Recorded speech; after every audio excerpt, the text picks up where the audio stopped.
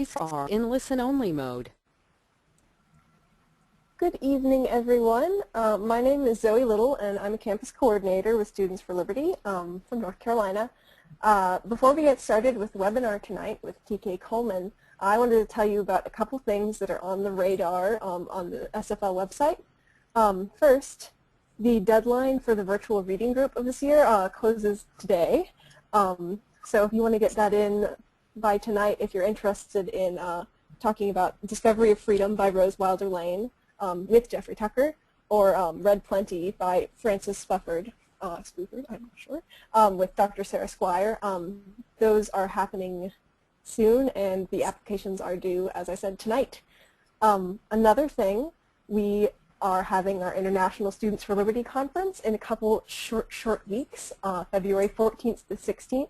You still have 8 more days to register for the conference. We do close registration on February 8th, if I'm not mistaken, but it is going to be a truly incredible experience this year. And I urge you all, if you're in the area, if you're coming from out of town, please register early, get your travel arrangements covered, because it's something you really don't want to miss.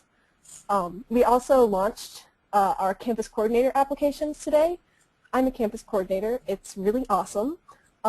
We get amazing training, all sorts of resources, hooked up with all kinds of opportunities within the Liberty movement, and it's a lot of fun. There's a lot of really great people, and if you're lucky, you might get involved in something like the webinar series, which has been a really wonderful experience for me, and I've grown a lot through it. So tonight, we're going to have TK Coleman on the webinar, and he says that he really likes answering questions and engaging the audience. So if you'll notice the question box on the side of your screen, start thinking about questions you'd like to ask him as he is presenting, and I will forward your questions to him at the end of the webinar. Without further ado, TK Coleman is a philosopher, writer, lecturer, entrepreneur, and life coach living in Los Angeles, California. He graduated with a bachelor's degree in philosophy and comparative religion from Western Michigan University and has worked as a licensed financial advisor for American Express, a corporate trainer for National Seminar Group, a director of business development for Rock City Films Entertainment, and an educator for the continuing education divisions at Graceland University and Rockhurst University. TK is currently the education director for Praxis, and he blogs daily on self-determinism, creativity, and philosophy at tkcoleman.com. TK, it's so great to have you here tonight. It's so great to be here. I'm excited. Well, let's see. Is it my turn? I think it should be your turn. All right. Well, for those of you who don't know me, I think, the most important thing I like anyone know about me has nothing to do with my academic background or the personal details of my life. If I had to define what's important about me in a statement or two, I'd say it's my belief that it's every human being's right and responsibility to be the predominant creative forces in their own lives. I think this is what it means to live, to experience ourselves as creative forces who are capable of literally, not metaphorically, altering the world in which we live. And this is what inspires me. I'm inspired every day by the possibilities of exploring what that means, experimenting with what that means, and doing the hard, agonizing work of becoming a fully actualized human being. And so I like to talk about that today. The title is creativity, and that title is inspired by one of my favorite stories. Of a slave by the name of Henry Brown, also known as Henry Brown. Henry Brown was a slave on a plantation in Virginia, and as did most slaves, he started his miserable and tortured existence. However, for Henry, the nearest place of safety was over 200 miles away, and he didn't have the advantages of his youth, so he had to be creative. He had to think outside the box. And in thinking outside the box, he literally thought himself into a box. He conspired with a carpenter shoemaker friend of his, and they came up with a plan to create a box that they could fit Henry into, and then they would ship that box to Pennsylvania, pretending that it's a normal package, and voila, he would be free. The only problem was they couldn't make the box the same size as his body, so they had to make the box 3 by 2. And Mr. Brown happened to be 5'8", and he weighed 200 pounds. So this was an inherently difficult task in terms of fitting inside the box. But he managed to contort his body in such a way to fit inside that box and to stay there for the entire time of the trip. And he had to bear his pain and his discomfort with grace so as not to alert anyone to the presence of a human being inside this box. And there was one point where they put it upside down, so his head was actually, down, and he almost died. It was like that for 20 minutes. And eventually he was able to kind of shift his so as to find a relative amount of relief. And, that story illustrates a couple of things. It definitely illustrates, what we can achieve through invention. It also demystifies empathy, and it illustrates the fact that creativity is not just the ability to come up with a different idea. It's also the willingness to do things that feel uncomfortable, the willingness to bear pain, the willingness to do whatever it takes to achieve a desired end, no matter how uncomfortable that is, because you value the result you have in mind more than the BS you have to go through in order to create that result. But what really inspires me about that story is it captures the fact that even in oppressive conditions, imagination, the capacity to imagine the world as something other than what it is, and the ability to commit to that vision, the ability to take action steps in the direction of creating a new reality, that this is an ability that can't be legislated, it can't be regulated, and it can't be taken away from you. And even people who lived in times that were arguably more difficult than the times in which we live, this was something they understood. When I was in college, I spent a lot of time listening to a radio show called Coast to Coast AM with the host George Nuri. It was a radio show devoted to discussing the paranormal. And I remember Nuri interviewed one guest, and he asked this guest about his views on the possibility of extraterrestrial life. And they began to talk about that subject, and it led into a discussion on what makes Earthlings distinct. And I remember the guy who was interviewing saying that if there were extraterrestrials and they had the ability to travel light years to arrive at our planet, chances were they would be far more advanced in mathematics, technology, and science than we. But the one thing they probably couldn't emulate with sheer intelligence was our art. And he surmised that this is what would make a human being a human being. And I agree with him. I believe that what makes us human is not our ability to scientifically analyze the objective facts about physical reality. What makes us human is our ability to creatively express our subjective impulses and our unmanifested ideas. And I believe that to pursue freedom or to practice freedom without acknowledging creativity as the essence of what makes us human is a fundamentally disempowered approach to pursuing freedom. And this is the message that I wish more than anything else to espouse.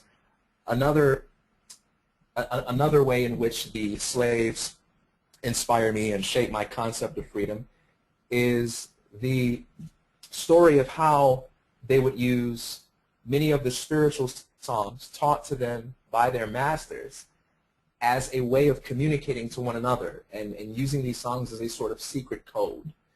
And so they would sing a song like, "Pharaoh, let my people go," while plotting some form of rebellion or some form of escape.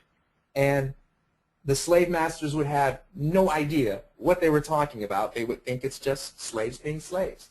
And yet they were plotting a revolution. To me, this illustrates the fact that creativity is a kind of secret language that oppressors cannot understand by their very nature, that the state itself cannot understand.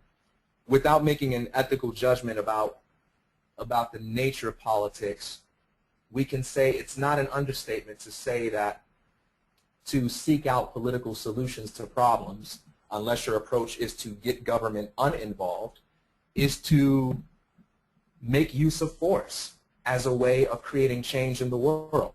And some people believe that that's okay. Some people believe that's not okay.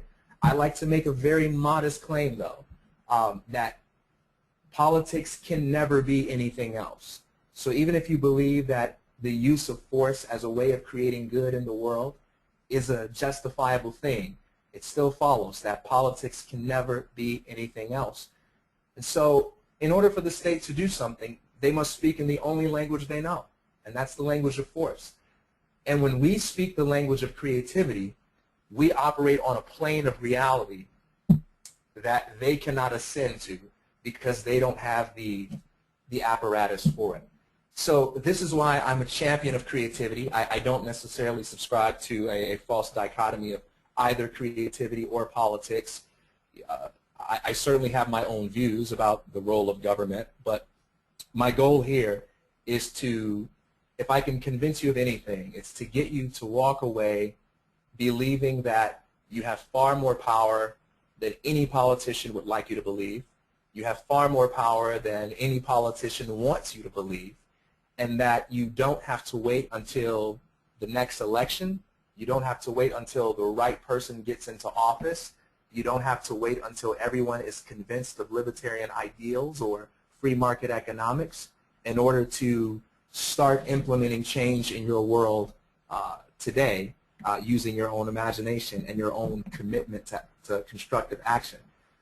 Anytime anybody tells you this is your one time to change things, they're attempting to get a vote, garner support for their agenda, or gain something for themselves at the expense of your personal power. It's never your one time to change things, never.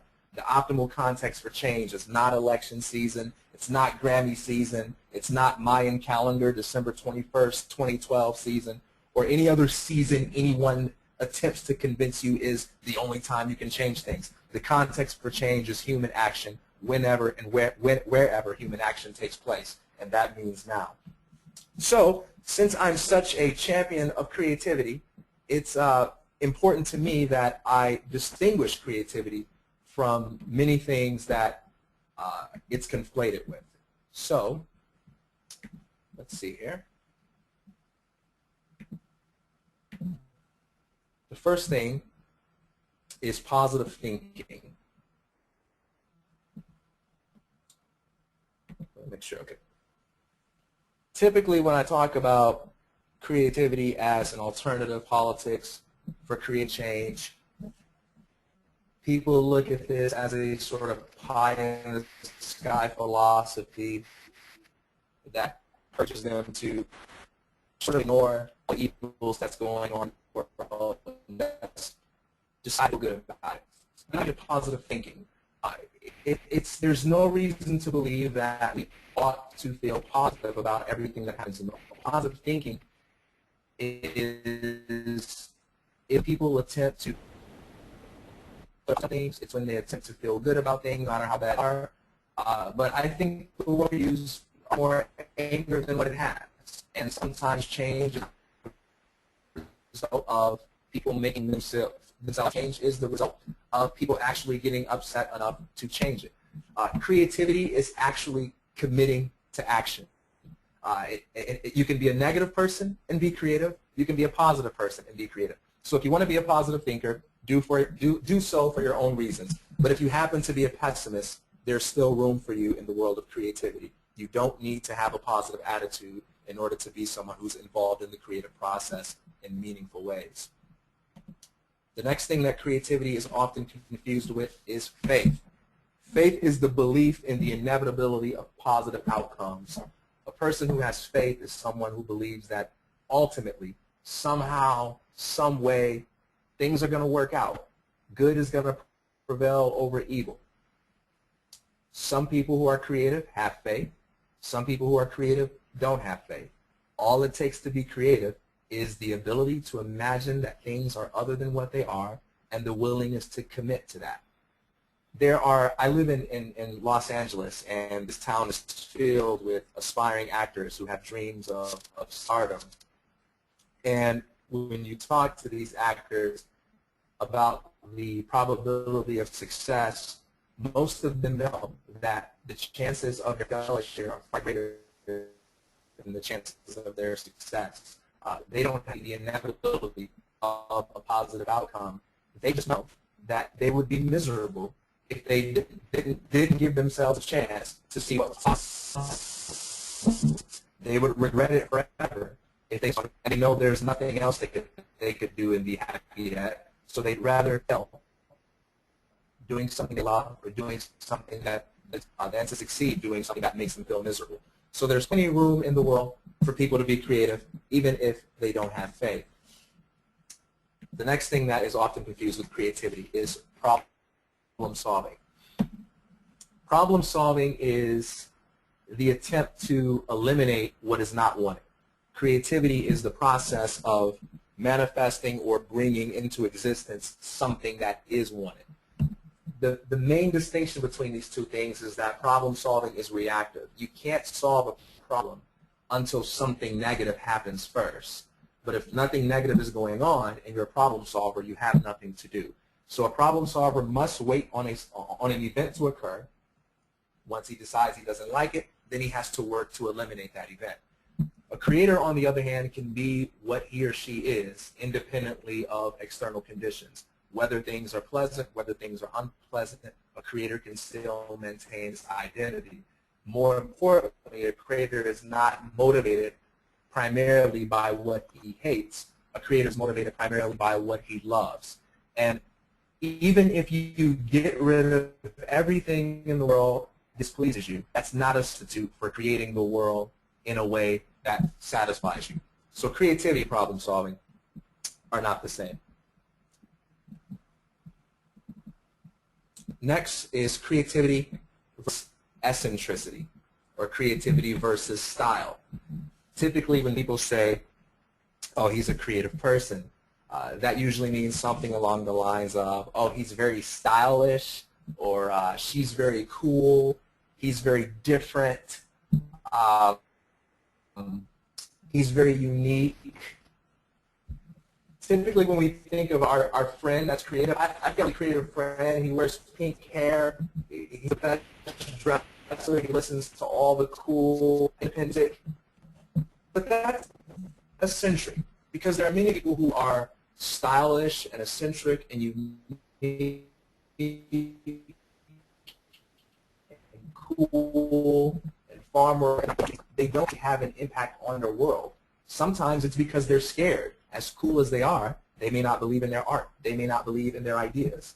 So creativity is not an ontological state in which a person feels very cool.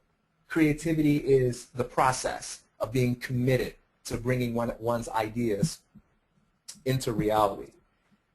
I think these distinctions are vital, because if my claim is true that creativity cannot be enslaved, then it logically follows that this has to be the basis for our pursuit and our practice of freedom.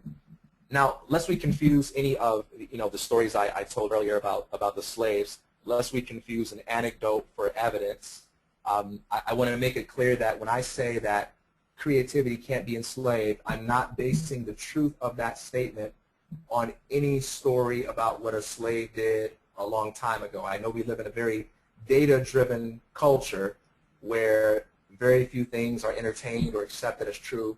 unless some research can be cited. So I don't want anyone to confuse that anecdote for the reason why it's true. The reason why it's true has nothing to do with what any slaves have done in the past. The reason why it's true is because creative intelligence is a pre-cultural given. It exists independently of and prior to any influences that individuals and institutions have. Creative intelligence is not something that governments create. It's not a luxury that's granted to us by governments. It's the other way around. Governments are luxuries that are granted to us by creative intelligence.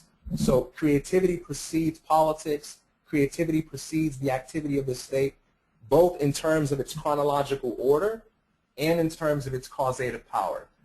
Everything good that happens in the world, apart from what nature has already provided, is the result entirely of human creativity.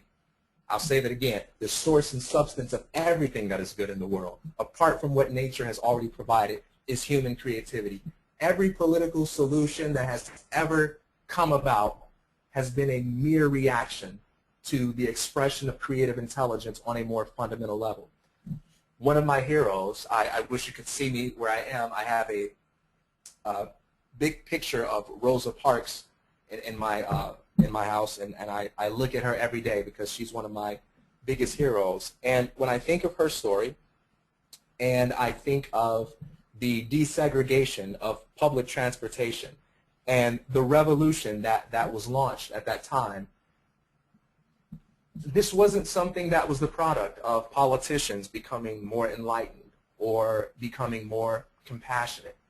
This was the result of someone daring to rebel against reality, not only in thought but in deed, and choosing to bear the pain of paying a high social price for doing something that a lot of other people would be scared to do. And when she did that, she went to jail. It was really inconvenient. It was really tough, and that's all an understatement. But she inspired hundreds of other people to do the same thing. And by the time things changed politically, well, of course, what else could politicians do but move in the direction of inevitability? It is always the case that politicians will move in the direction of inevitability, and it is never the case that they'll have an incentive to do anything else if the people who don't believe in their own creative power will allow them to get away with it. So I believe that ideas are most fun when they're exposed to contrast, when they can be applied to individual lives and in particular situations. One of the things I do in my everyday life, besides being an education director for Praxis, is I'm a life coach, and I work with people to help them create the results that matter most to them, to navigate the challenges and complexities in their lives. So I don't like talking to people as much as I like talking with them, because that's when ideas have the most relevance. So what I would love to do right now is I love to open up and answer any questions or hear any comments that people have about this topic of creativity, the inability to legislate it, the inability to criminalize it, the inability to take it away from you, and its relationship to human freedom. Can we do that? We can do that if I get some questions in. Until I do get some questions in, I suppose I have a question for you personally on the subject, which is, how important do you think throughout time that creativity, well, especially creativity through the arts, through music, how important do you think that has been in liberation movements across the world and people aspiring towards living freer lives? Like on a scale from 1 to 10, or in any way you'd like to describe it. Well, you know, typically when the importance of the arts comes up in discussion on, you know, promoting freedom, we tend to think of it mostly in terms of making movies about freedom or writing songs that illustrate the beauty of freedom. But I think the value of art in our quest for freedom is actually more fundamental than that. I would argue that art is not only a beautiful way of illustrating concepts of freedom, but to make art is the very essence of freedom, that when we make art, or more importantly, more generally, when we create, whether that be something that's generally regarded as art or otherwise, we are actually embodying and expressing what it means to be free, even if we are not creating art that is consistent with the ideals of freedom. Because there's something about facing the challenges of the creative process that changes the world and that inspires others to believe in their own abilities. And I think this has immediate relevance to politics, because I do not believe that a world in which people believe in their creative power, I do not believe that political manipulation or tyranny is possible in such a world. You know, it's easy to talk about how much power politicians have to do evil, but they can never have that power unless we give it to them in the form of belief. And what makes us so inclined to believe in them and in their ability to solve our problems is our own lack of belief in our capacity to do that for ourselves. So every time we make art or every time we create anything, we reinforce in the collective consciousness, so to speak, we reinforce the idea that we do indeed have the power to alter our world. That's very inspiring to hear, and I'm sure it's a thought that a lot of people share. The few that are in this room and the people who are listening on Daily Poll hopefully are as inspired by that statement as I am. I haven't gotten any questions from the audience. Hey audience, if you'd like to ask any questions, feel free to. I'm trying to think of... Zoe, there are a few questions out there. This is probably, I probably caught everybody off guard. Maybe I talked too fast. Well, you know, I can just talk for. Go ahead. This is Ankur. Guys, Zoe, there are questions in the box. Oh, are they? I can't see the questions. And just let me know if we have pauses. I can always riff and talk. But okay, if I'll go we ahead. got questions, I'll take them. I'll go ahead and read the questions out. So, TK, do you think that eventually creative human intelligence will make the use of force as a means to accomplish goals obsolete? So, force as a means to accomplish goals, meaning the state itself. Well, you know, I think there will always be people who doubt their creative ability, and I think there will always be people who choose what is easy over what is best. You know, so for the same reason that I don't think we'll ever live in a world where everyone makes the choice to eat healthy as opposed to what tastes good, I don't think we'll ever live in a world where everyone or even the majority of people prefer creativity as an alternative to force. As much glamour as there is surrounding the lives of those who choose to be creative, whether that be as artists or entrepreneurs, the harsh reality of the creative process is that it is extremely difficult. There are social prices that have to be paid, often in the form of rejection, misunderstanding, mockery. There's a lack of security. There's a lack of predictability. Even in the story that I told about, Henry Box Brown, every aspect of what he did was difficult. And there are usually more arguments as to why you shouldn't do something as to why you should. So I think it will always be easier to embrace the status quo and to look at creativity as something that just ruffles feathers unnecessarily. Even at the time of slavery, there were slaves who, known as house slaves, who would warn the master of any effort to rebellion because they didn't want things to change. But I feel there's another question underneath that, and that question is there hope for America to be a place where the size of government shrinks and we become less dependent on the use of force to achieve the common ideals of this country? And my answer to that question is yes, I am optimistic about that.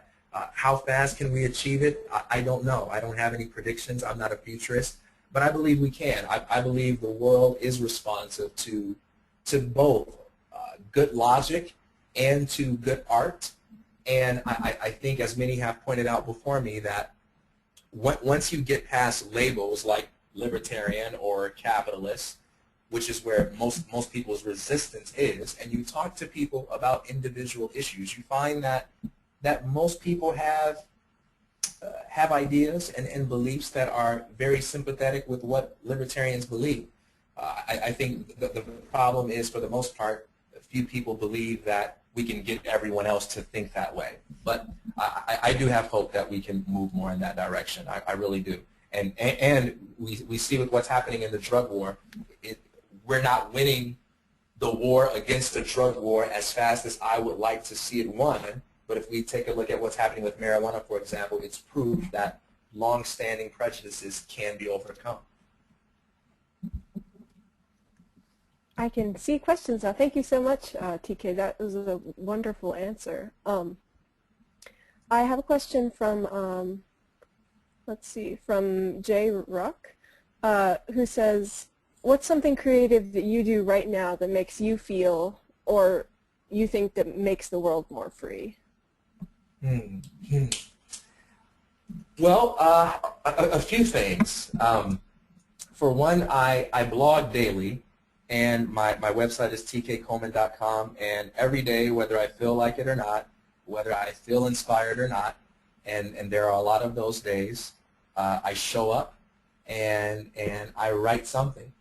And and someone recently asked me, what do you enjoy most about having a blog? And my answer to that question is, by writing every day about my ideals, it forces me to confront my own BS, and it forces me to be honest with myself on those days when I feel like a victim. It forces me to take ownership of my life.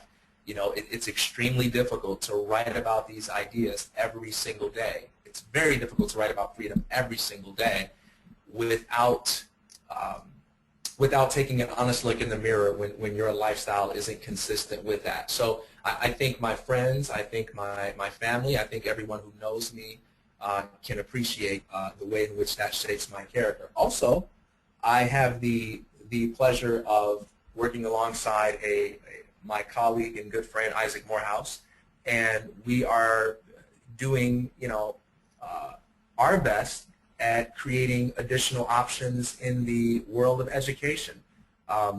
We make a distinction between being an entrepreneur and being entrepreneurial, and while we don't believe everyone needs to be an entrepreneur, we do believe that the direction in which the world is moving requires everyone to learn how to become more entrepreneurial. So we've created a program called Praxis, where we actually help equip people with the knowledge, the skills, and the practical experience that can help them not only survive but thrive and be more creative in the marketplace. So those are a couple of ways in which I nourish my own sense of creativity. What are some suggestions that you have? I know you're a life coach, so I'm sure you get questions like this all the time, but do you have any suggestions for young people and liberty-minded folks of all ages to stay motivated and continue to pursue creative endeavors, even in the face of lots of dismal things in the world? Yes. Well, first I would say, never wait on permission. I think one of the easiest ways to lose motivation is to frame what you want in terms of things you need other people to sign off on in order for you to have. When I first moved out to LA, my first big project was as a business director for an independent film production company, and I spent most of my time pitching scripts to film producers and just in and out of meetings at studios, trying to make a case for why some director or some producer should, sign off on my film and greenlight it. And I remember that time in my life when it just felt like everything I was trying to do in the world it needed someone to be there to write me a check, or it needed someone with a lot of power to say, okay, kid, I'm going to green light that, you can do it. And while I don't think it's bad to have ventures that require outside funding or that require outside support, we are communal beings, after all, who need the cooperation of others. I think it's important to always have something going on in your life that you can do without permission. And if you can't, then it may be the case that you're not holding yourself accountable to results.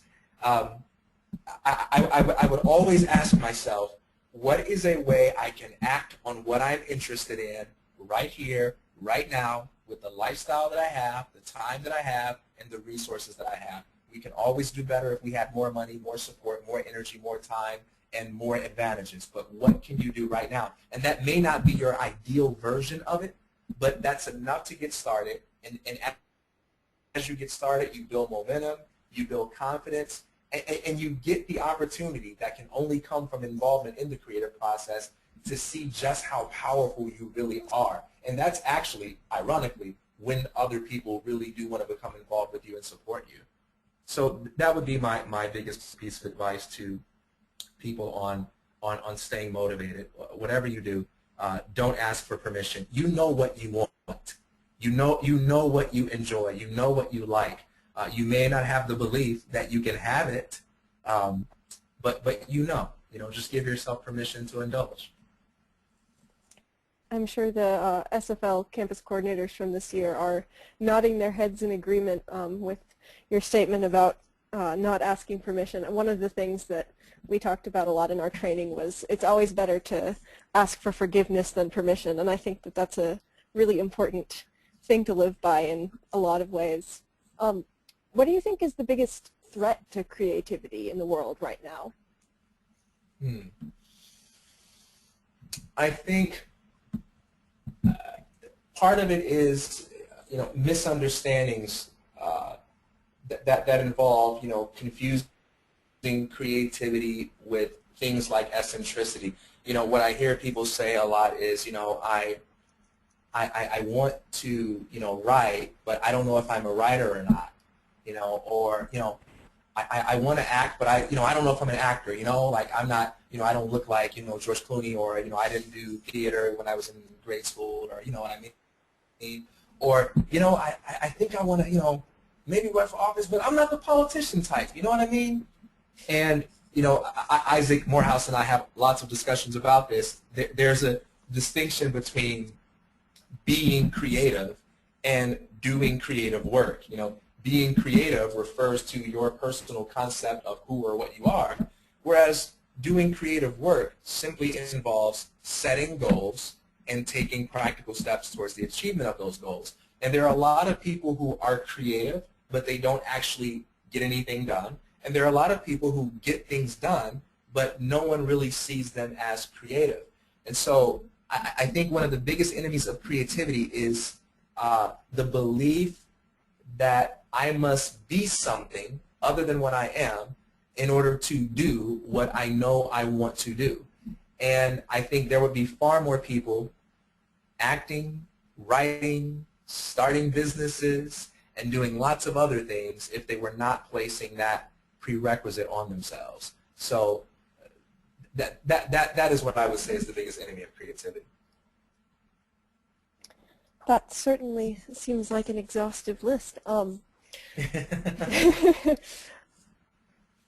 have a somewhat unrelated question from the audience, so I'll stop monopolizing the conversation. What is your opinion on Blackwater-style mercenary operations in the U.S. and abroad?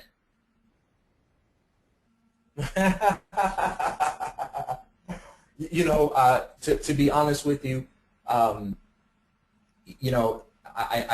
talk about this a lot. My position on politics, and this was not the point of my conversation today. I am what I refer to as a political atheist. In the same way, and this is quite a radical position, and I certainly don't have time to defend it now, but I can certainly define it now. In the same way that religious atheists do not believe in the existence of gods, I, as a political atheist, do not believe in the existence of politicians as beings of power. I truly believe that everything that politicians do, everything that governments do, is irrelevant. And it only seems to have such relevance because of the believers. I believe it's the believers. In the same way that an atheist would say, I'm not afraid of God, I'm afraid of the believers. I make it a point to remain quite uninvolved, consciously uninvolved in most matters political. So I'm really not the best person to answer that question. But if you want to talk about how to make the world a better place in a way that doesn't require me to talk about politicians or agents of the state as if they're irrelevant, I'd love to have that conversation. I'm going to have to steal your term, political atheist, now. That's a wonderful, wonderful term, and I very much like your definition of it about it's not the government, it's the believers. That's and wonderful. I should qualify it very quickly. You know, I understand that, you know, that there's a tremendous amount of diversity, you know, in the freedom movement, and there are many wonderful, intelligent people who don't disagree with me. So I'm not an elitist in this regard. You know, clearly I wouldn't advocate a position if I didn't think it was more reasonable than the alternatives. But, you know, I'm not a snob, you know, and I don't believe, you know, you're worthy of mockery if you're not, you know, if you don't see it in that way. Well, that's certainly good to know. You've never come off as one, so. Well, if there aren't any more questions from the audience, if you have anything you'd like to wrap up on, speak now or forever hold your peace. Well, you know, every election year, and I kind of said this a little bit earlier, that every election year I see on Facebook or I see on Twitter, you know, someone who feels passionate about getting their guy into office, you know, whoever their guy happens to be. You know, I see someone saying, hey, this is your time to make a difference, you know. And, you know, there are a few things that make me more sad than to see people limit their relevance, limit their ability to have a positive impact on the world to those kinds of activities. And so if there's any thought I want to leave people with, I would say it's your time to change the world right here, right now. And yeah, you don't have to wait. You don't have to wait. And you know, you can make a better world far better than any politician can. And it's not because it's the wrong guy. You know, it's not because it's Obama, it's not because it's Bush, it's not because there's not a Republican or a Democrat or a Libertarian or an Independent, you know, in office. You know, no matter who the guy is in office or who the woman is in office, at the end of the day, there's no one who can more successfully create the results that matter most to you than you. There's no one who cares more about that than you. And throughout history, no one has a proven track record of doing that better than individuals who applied their creative ideas to the world. And every time anything good has seemed to come from politics, it's always, without exception, been a reaction to human beings acting creatively prior to political involvement. Thank you so much, TK. I do have one final question for you. Are you going to be at the International Students for Liberty Conference? I will be there, and I'm so excited. This will be my first time there, and I've heard so many wonderful things. And you know, I've been to a few regional SFL conferences, and you know, towards the end of last year, and you know, maybe I'm just really lucky, but every single person I met was just a really wonderful person, and I've met a lot of really cool people on the internet, and so I'm looking at giving a lot of high fives to a lot of cool people and making some new friends and hearing all the wonderful speakers that will be there. So I'm super excited. And to plug, by the way, Isaac Morehouse and I will be doing a talk on how to be free in an unfree world. he'll address that from an entrepreneurial vantage point, and I will be addressing that from an existential vantage point. That's awesome.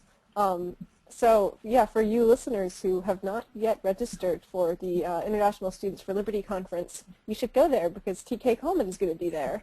And I look forward to meeting you there and all of the other people. And if you want to find out more about what TK thinks, feel free to visit his blog, tkcoleman.com. Just a little plug for that for you. Thank you so much for being on tonight. I think that your words were very inspirational, and it's always nice to hear something sort of an unconventional look through the lens of liberty from creativity rather than from politics and economics. Thank you so much. Thank you so much. Yes, can you hear me right now? I can hear you now. Hello? I can hear you. Oh, so I just want to say one more quick thing. I will be sure to put some notes on my blog. I'll write a blog post that's entitled titled after this webinar, and whenever the video comes out, you know, for people to watch online, I'll put a link there and I'll put some notes there.